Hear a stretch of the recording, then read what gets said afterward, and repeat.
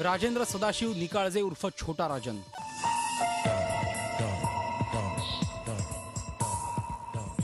Mumbai underworld मध्ये या नावाचा मोठा दरार आहे। केवळ भारतीयच नाही तर जगभरातील तपास यंत्रणा त्याच्या मागावर होत्या।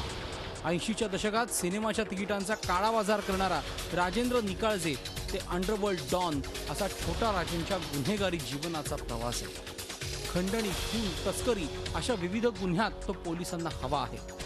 मुंबईच्या चेंबूर परिसरातून त्याने आपल्या गुन्हेगारी कारवायांना सुरुवात केली। ते 80चं दशक होतं। छोटे मोठे गुन्हे करणारा राजेंद्र अंडरवर्ल्डकडे ओढला गेला आणि बडा राजनच्या हत्येनंतर त्याला अंडरवर्ल्डमध्ये छोटा राजन ही ओळख मिळाली।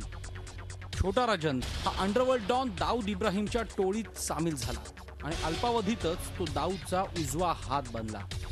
मुंबई अंडरवर्ल्डमध्ये दाऊदप्रमाणे छोटा राजनने आपला दबदबा निर्माण केला होता।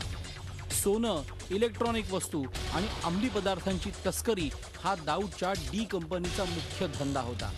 दाऊदच्या या काळ्या धंद्यात छोटा राजनचा सहभाग होता। मात्र दाऊद टोळीच्या वाढत्या गुन्हेगारी कारवाया आणि टोळी युद्धामुळे मुंबई पोलिसांनी या गुन्हेगारांच्या मुसक्या आवळायला सुरुवात केली।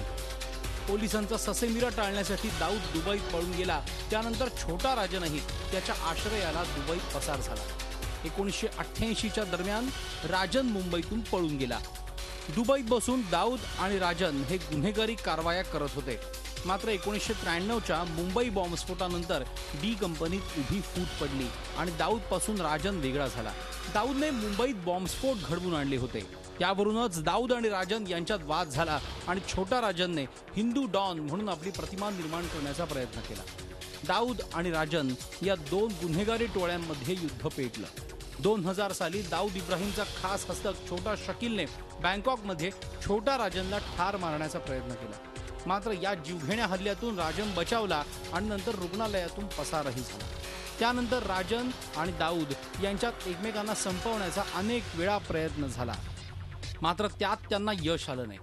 परदेशात बसून दाऊद आणि राजन एकमेकांना संपवण्याचा प्रयत्न करत असून या दोन टोळ्यातील हा संघर्ष आजही कायम आहे।